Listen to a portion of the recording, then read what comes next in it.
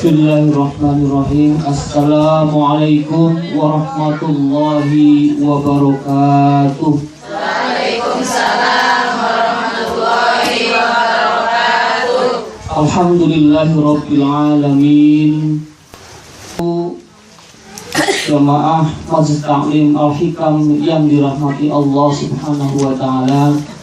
Alhamdulillah pada siang hari ini kita bisa berkumpul di tempat yang insya Allah penuh dengan barokah ini dalam rangka pengajian rutin kita, yaitu pengajian setiap hari Minggu atau hari Ahad. Pada minggu ini kita akan mulai kajian kita tentang tafsir surat Ar-Rahman yang kita ambilkan dari tafsir Ibnu Katsir, sebuah tafsir yang sangat luar biasa, yang di dalamnya mengkaji tafsir dari As-Sunnah atau dari hadis-hadis Nabi besar Muhammad SAW. Karena itu tafsirnya tentu bisa kita jadikan pegangan, bisa kita jadikan panutan, karena dasarnya adalah dari hadis Nabi Muhammad SAW. Surat Ar-Rahman sudah biasa kita baca, hampir setiap pengajian kita membaca surat Ar-Rahman. Dan biasanya kita membaca surat Ar-Rahman tentu karena kebiasaan saja, bukan karena didasari oleh pengertian kita tentang apa fadilah di balik surat Ar-Rahman itu. Di sini dalam surat Ar-Rahman, dalam tafsir Ibnu Katsir dijelaskan bahwa memang surat Ar-Rahman itu mempunyai fadilah yang sangat luar biasa, karena Rasulullah SAW pada saat berdakwah kepada kaum jin, dan kemudian ternyata ketika Rasulullah SAW membacakan surat Ar-Rahman ini, jin menyambutnya dengan penuh antusias.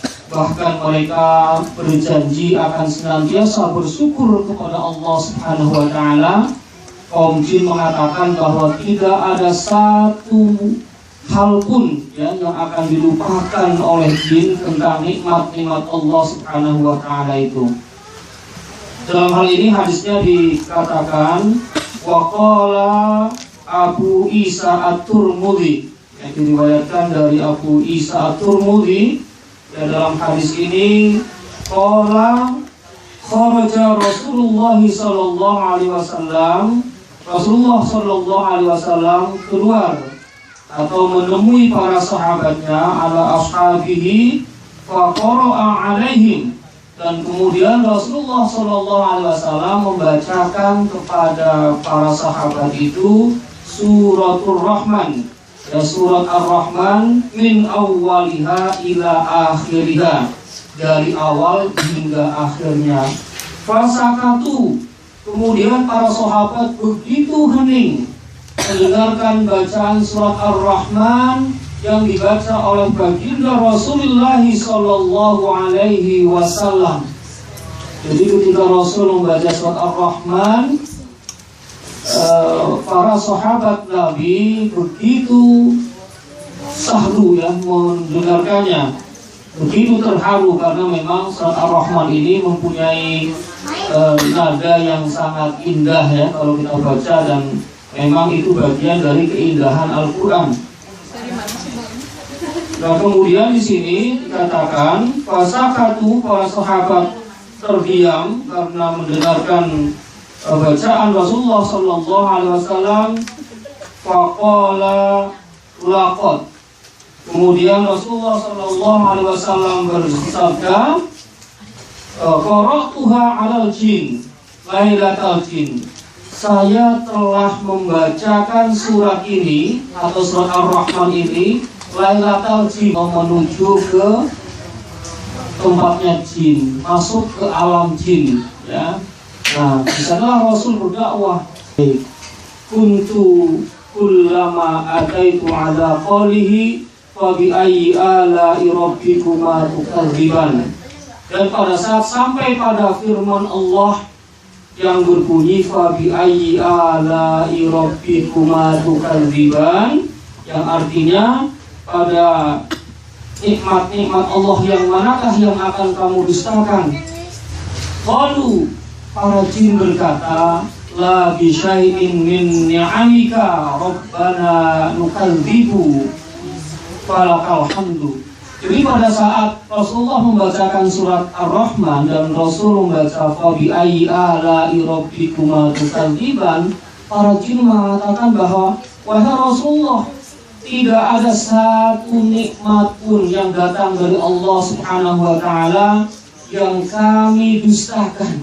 Nah ini dari jin saja ketika Rasul membacakan fa bi ayyi ala'i rabbikuma tukadziban, mereka mengatakan tidak satu pun nikmat yang datang dari Allah yang mereka dustakan, itu jin.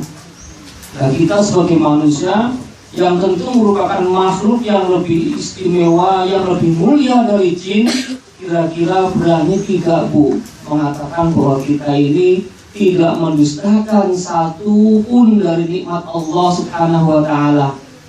Dan kalau kita kadang-kadang sudah mempunyai nikmat yang satu, kita pengen nikmat yang lain, sehingga serasa nikmat itu gak pernah lengkap. Nikmat itu selalu kurang. Sudah diberikan rumah, ya lunas rumahnya masih pengen rumah yang lain. Masih sudah diberikan misalnya motor yang mereknya A, pengen motor yang lain, dan seterusnya dan seterusnya. Kita maunya lagi sampai akhirnya menjadi gila. Nah itu kita. Padahal bangsa jin itu senantiasa bersyukur kepada Allah Subhanahu wa taala. Ini tentu jinnya adalah jin muslim, bukan jin yang kafir. Nah karena itu kita tentu jangan sampai kalah nikmat kita, jangan sampai kalah syukur kita kepada Allah dibandingkan kaum jin, karena kita diberikan Allah Subhanahu wa taala akal pikiran, diberikan Allah Subhanahu wa taala hati, sehingga kita insya Allah akan bisa lebih baik lagi dalam bersyukur kepada Allah Subhanahu wa taala. Kita tahu bahwa dengan syukur ini, la in syakartum la azidannakum wa la in kafartum inna azabi lasyadid. Jadi kalau kita bersyukur kepada Allah Subhanahu wa taala, maka Allah pasti akan menambahkan nikmat kepada kita sekalian. Tapi kalau kita kufur kepada nikmat Allah, maka ingatlah bahwa azab Allah itu sangatlah pedih. Nah karena itu dengan kita membaca surat Ar-Rahman ini, berarti kita selalu diingatkan agar kita selalu syukur kepada Allah Subhanahu wa taala. Maka tentu dengan membaca surat Ar-Rahman, kalau kita tahu maknanya, kita tahu tafsirnya, insya Allah syukur kita akan semakin bertambah. Kalau syukurnya bertambah, pasti nikmat yang datang dari Allah pun akan bertambah pula. Allahumma amin ya rabbal alamin. Karena itu membaca surat Ar-Rahman tentu bukan sekedar bacaan yang rutinitas belaka, tapi bacaan ini haruslah kita ingin menghayati, kita ingin memahami, dan kita ingin mengamalkan apa-apa yang terdapat di dalam surat Ar-Rahman itu. Nah karena itu di samping kita membaca, kita juga harus tahu artinya. Syukur-syukur kita juga tahu tafsirnya secara detail, ya, sehingga apa yang kita baca ini akan menambah ilmu kita dan juga akan menambah amal kita. Ibu-ibu yang dirahmati Allah Subhanahu wa taala, itulah apa yang ada dalam pengantar surat Ar-Rahman pada tafsir Ibnu Katsir ini, di mana digambarkan para jin memberikan respon yang sangat baik ketika baginda Rasulullah SAW membacakan surat Ar-Rahman ini. Mari ibu sekalian kita baca surat Ar-Rahman ini bersama-sama. ya, sampai pada ayat yang ada bunyinya fa bi ayyi ala'i rabbikuma tukadziban yang pertama. Yuk bareng-bareng Bu kita ngaji. A'udzu billahi minasy syaithanir rajim. Bismillahirrahmanirrahim. Ar-Rahman 'allamal Qur'an, khalaqal insan, 'allamahul bayan, asy-syamsu wal qamaru bihusban, wan najmu wasy-syajaru yasjudan, was-samaa'a rafa'aha wa wada'al mizan, alla tatghaw fil mizan, wa aqimul wazna bil qisti wa la tukhsirul mizan, wal arda wada'aha lil anam, fiha fakihatu wa nakhlu dhatul akmam, wal habbu dhul asfi wal rayhan, fabi ayyi ala'i rabbikuma tukadziban. Cukup dulu, tolong kita lanjutkan. Kita coba untuk memahami terjemahannya ayat demi ayat. Bismillahirrahmanirrahim. Dengan menyebut nama Allah yang Maha Pengasih lagi Maha Penyayang. Ar-Rahman. Dan tadi dalam surat Bismillah sudah disebutkan Bismillahirrahmanirrahim. Ar-Rahman adalah Allah Tuhan yang Maha Pengasih. Allamal Qur'an, yang mengajarkan Al-Quran. Khalaqal insan, yang menciptakan manusia. Allamahul bayan, yang telah mengajar manusia yang mengajarkan manusia sehingga pandai berbicara. Asy-syamsu wal qamaru bihusban, matahari dan bulan yang dapat dijadikan sebagai perhitungan. Wan najmu wasy-syajaru yasjudan, dan tumbuhan dan pepohonan dan semuanya bersujud kepada Allah Subhanahu wa taala. Was-samaa'a rafa'aha wa wada'al mizan, dan langit yang Allah tinggikan dan Allah meletakkan keseimbangan. Allah tatghaw fil mizan, agar kalian semua tidak melakukan, agar kalian semua tidak berlebihan ya dalam timbangan itu. Wa aqimul wazna bil qisti wa la tukhsirul mizan, dan kalian semua hendaknya menegakkan timbangan dengan seadil-adilnya dan tidak boleh mengurangi timbangan. Wal arda wada'aha lil anam, dan bumi dihamparkan untuk kehidupan makhluknya. Fiha, di dalamnya fakihatun, ada buah-buahan. Wan nakhlu zatul akmam, dan pohon kurma yang mempunyai ya kelopak mayang. Wal habbu, dan biji-biji dan dul asfi yang mempunyai kulit. Wal rayhan, dan tumbuh-tumbuhan yang mempunyai baunya wangi. Wa bi ayyi ala'i rabbikuma tukadziban, dan pada nikmat Allah yang manakah yang kamu dustakan. Ibu-ibu yang dirahmati Allah Subhanahu wa taala, surat Ar-Rahman ini yukhbiru ta'ala an fadlihi wa rahmatihi bi khalqihi. Allah mengabarkan kepada kita semua tentang kasih sayang Allah yang diberikan Allah kepada makhluknya, yaitu dengan Allah Subhanahu wa Ta'ala menurunkan kepada kita semua Al-Quran. Jadi Al-Quran ini merupakan nikmat yang besar bagi kita semua. Tanpa Al-Quran hidup kita akan sesat. Tanpa Al-Quran kita tidak tahu mana yang benar dan mana yang salah. Ibu pernah beli alat elektronik, Bu? Pernah, Bu, ya? Bahkan speaker yang kita gunakan ini adalah masih baru. Kalau kita beli alat elektronik, biasanya kita juga dapat buku petunjuk atau yang sering disebut dengan manual book. Nah, buku petunjuk.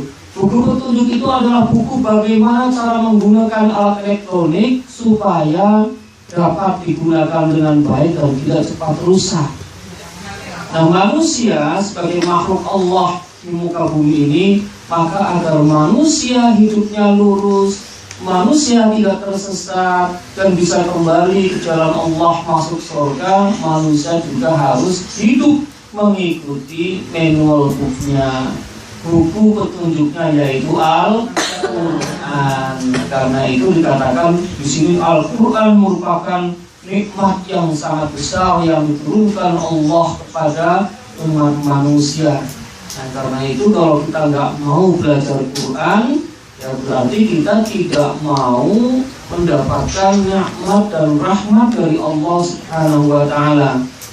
Karena itu hadirnya ibu sekalian pada pengajian kali ini dan insya Allah seterusnya merupakan nikmat yang besar. Kita diberikan kesehatan, diberikan kesempatan, dan diberikan kemauan untuk belajar Al-Quran. Insya Allah ya, datang ke majelis ta'lim dengan nawaitunya belajar Al-Quran, pahalanya sangat besar. Dengan membacanya saja, setiap hurufnya kita mendapatkan 10 kebaikan. Coba ibu hitung, tadi surah Ar-Rahman yang kita baca, ya, berapa huruf kira-kira? Dikalikan dengan 10. Subhanallah, sungguh luar biasa pahala yang diberikan Allah Subhanahu wa Ta'ala kepada kita. Maka disinilah kita sebagai hamba Allah Subhanahu wa Ta'ala patut bersyukur kepada Allah Subhanahu wa Ta'ala, sehingga nikmat yang besar ini tidak hilang begitu saja. Nikmat yang besar ini tidak kita abaikan, tapi kita manfaatkan sehingga insya Allah nikmat kita akan lebih besar lagi. Allahumma amin ya rabbal alamin. Ar-Rahman 'allamal Qur'an, khalaqal insan 'allamahul bayan. Khalaqal insan, Allah menciptakan manusia, tapi setelah menciptakan manusia, Allah Subhanahu wa Ta'ala juga 'allamahul bayan.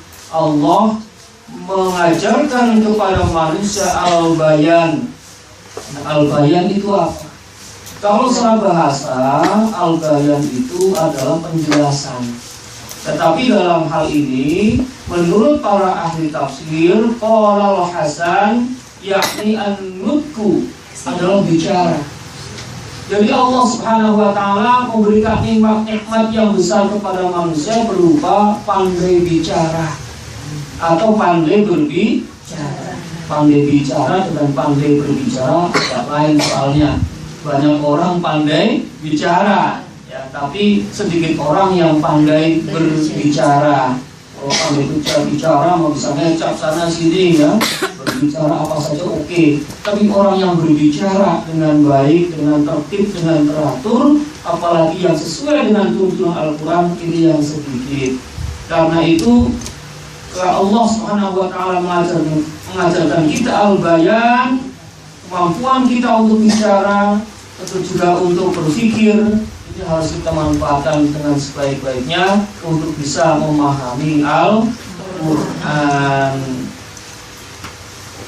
Kemudian asy-syamsu wal qamaru bil husban, matahari dan bulan yang dapat dijadikan sebagai perhitungan.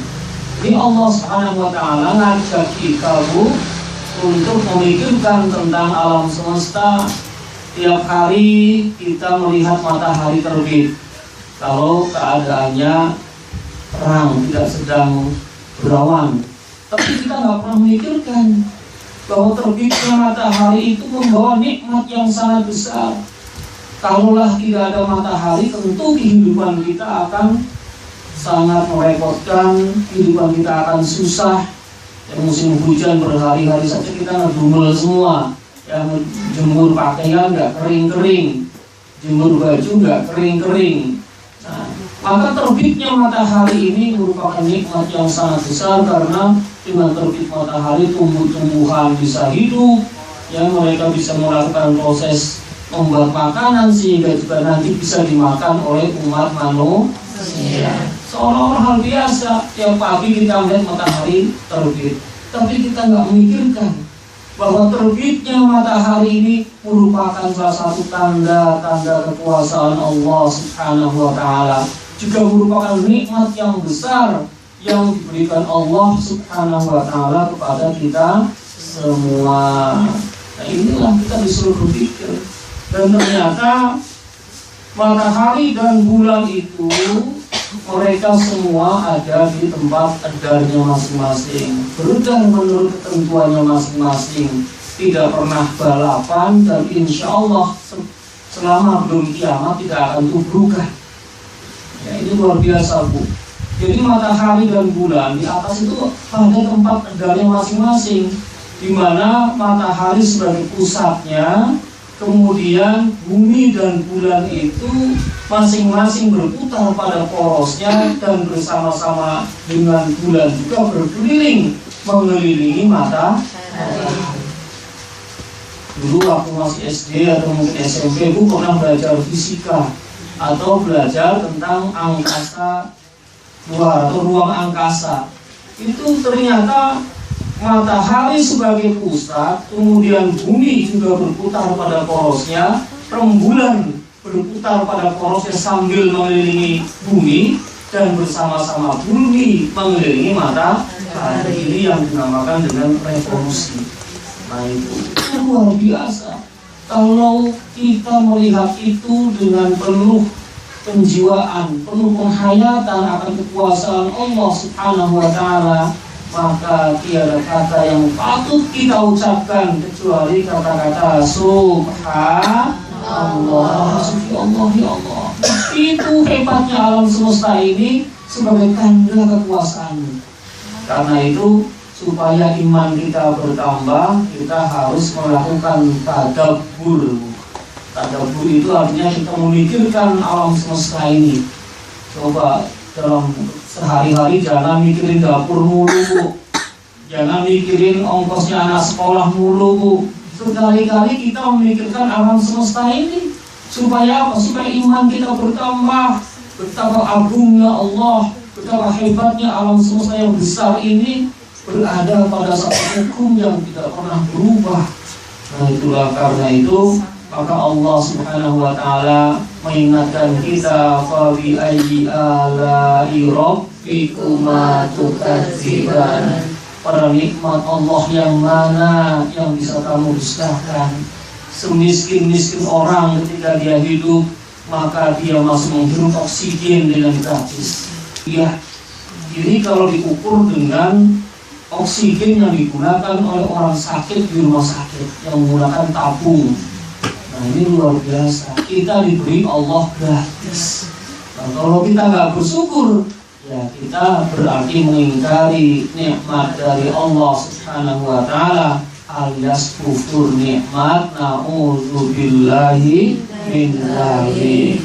Nah, ini maka dari itu Allah juga sebutkan bahwa Allah tanam di atas bumi ini pepohonan, dan semua itu yang diberikan kepada umat manusia. Nah, ini karena itu tiada lain bersyukur dan bersyukur. Bagaimana cara bersyukurnya? Bersyukurnya tentu adalah pertama dengan mengucapkan syukur alhamdulillah. Kedua, bersyukur itu berarti kita menambah ibadah kita kepada Allah Subhanahu wa Ta'ala, yaitu dengan taat kepada perintah-perintah Allah dan menjauhi larangannya. Itu namanya syukur. Dan yang ketiga adalah mempergunakan semua nikmat Allah ini di jalan yang diridhoi oleh Allah Subhanahu wa Ta'ala. Itu maka insya Allah Bu, kalau kita syukur ya dengan apa yang diberikan Allah, suami pulang dengan berapapun rezeki yang dibawa, kita bersyukur alhamdulillah hari ini suami masih bisa membawa ya rezeki, masih ada kehidupan untuk esok hari. Kita bersyukur alhamdulillah. Jangan kita mengukurnya dengan yang tinggi-tinggi di luar kemampuan kita. Nah itu yang membuat kita kufur nikmat, membuat kita tidak bersyukur, yang pada akhirnya rezeki dari Allah semakin jauh. Na'udzubillah min dzalik. Tapi kalau kita syukur, la azidannakum. Ini janji Allah Bu. Innallaha la yukhliful mi'ad. Allah tidak akan pernah mengingkari janjinya. Nah, tinggal syukur nanti kan gampang Bu. Ya, tapi kadang-kadang kita lupa karena kita selalu melihatnya dalam perkara dunia kepada hal-hal yang lebih tinggi. Kita melihatnya orang yang lebih sukses dari kita. Nah itu yang bikin kita tidak syukur. Supaya bersyukur dalam hal keduniaan, lihatlah orang-orang yang nasibnya lebih buruk dari kita. Kalau umpamanya kita tidak bisa makan enak pada hari ini, masih ada orang lain yang tidak bisa makan hari ini. Seperti itu. Jadi dalam perkara dunia kita harus melihat orang-orang yang di bawah kita, jangan lihat orang-orang yang di atas kita. Tapi dalam perkara agama, maka kita disuruh untuk melihat orang-orang yang lebih baik dari kita, orang-orang yang di atas kita. Jangan lihat orang yang lebih buruk dari kita. Jangan kemudian ditegur oleh suami, kok nggak sholat? Saya masih mending Pak, masih 3 waktu tuh si A, 1 waktu aja kagak. Jadi jangan seperti itu. Yang kita lihat adalah ketika kita sudah 5 waktu, lihat orang lain yang sudah melaksanakan sholat-sholat sunnah. Ketika kita sudah melaksanakan sholat sunnah, lihat orang lain yang sholatnya sudah baik juga, yang bersangkutan amaliyahnya baik dalam kehidupan sehari-hari. Nah itu kalau kita melihatnya orang yang lebih baik dari kita dalam perkara agama, maka insya Allah itu tandanya kita syukur kepada Allah Subhanahu wa Ta'ala. Ya, barangkali untuk kajian kali ini tidak usah banyak-banyak dulu, yang sedikit ini kalau diamalkan ya insya Allah akan menjadi tambahan amaliyah kita. Bu, ngaji kita ini nggak usah tinggi-tinggi cita-citanya Bu, nggak usah seperti orang mau kuliah yang mau menguasai semua kitab ini, nggak usah. Tapi yang penting adalah satu, nawaitu kita ngaji, nawaitu mencari ilmu. Kedua, kita mengamalkan. Ya, jadi perubahan itu dari umpamanya sholatnya baru yang wajib, kemudian kita bertambah kepada yang sunnah, itu bagian dari yang kita peroleh dari majelis taklim ini. Jadi kita nggak perlu berimajinasi tinggi-tinggi bahwa kalau kita ikut majelis taklim nanti pengetahuan agamanya seperti profesor misalnya, nggak perlu itu. Ya, kita yang ringan-ringan aja. Yang penting adalah kita amalkan. Yang penting adalah jangan yang masuk telinga kanan keluar lagi, nggak masuk sama sekali. Nah itu yang penting. Karena itu harapan saya sebagai pembina dalam majelis taklim ini, mari kita lakukan perubahan ya, dalam sikap-sikap keagamaan kita. Dan itu adalah juga bagian dari hijrah. Yang ketepatan pada bulan ini kita masih ada di bulan Muharram, bulan di mana umat Islam memperingati tahun baru hijrah. Maka orang yang berhijrah itu artinya adalah orang yang mau meninggalkan keburukan di masa lalu dan berpindah pada kebaikan-kebaikan dan taat kepada Allah Subhanahu wa Ta'ala. Mudah-mudahan kita semua diberikan hidayah oleh Allah Subhanahu wa Ta'ala untuk senantiasa bisa memahami Al-Quran dan juga bisa mengamalkan Al-Quran dalam kehidupan sehari-hari. Mari kita baca bersama-sama doa khatmul Quran. Ayo Bu. Allahumma zakirna minhu ma nasina wa alimna minhu ma